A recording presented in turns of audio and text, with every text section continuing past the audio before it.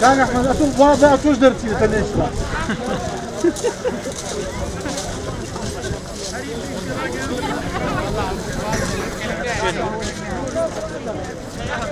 كلينش شكل من اشتغل والله من اشتغل بخص مع حاله تعال هاو سيوانه انا اخر برديا يا هني ايه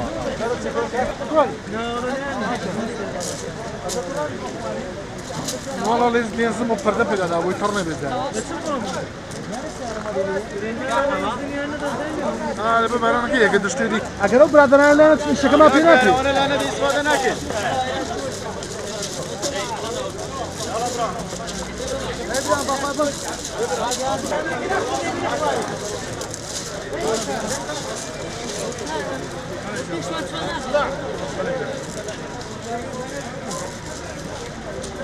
حمد خلي قوة ذاك فتحهم حمد توا يقرا الصف والله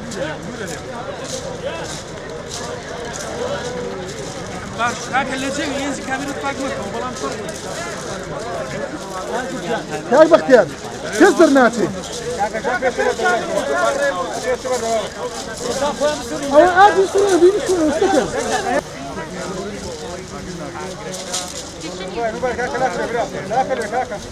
كاكا لا شو موبايله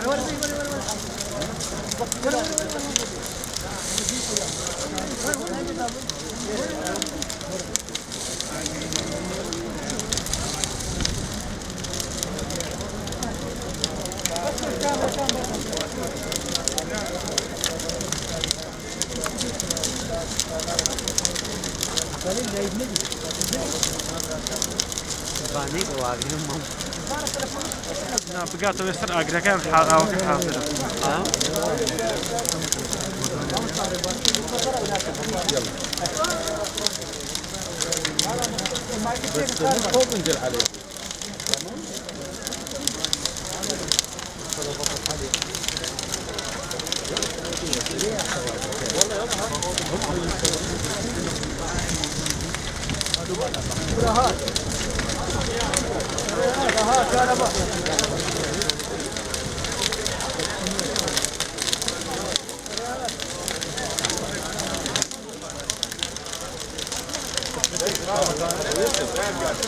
الفلوجة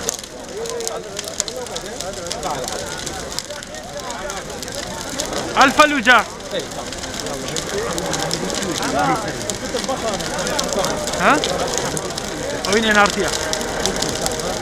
قوم يستعد تأخير دي أوكي شو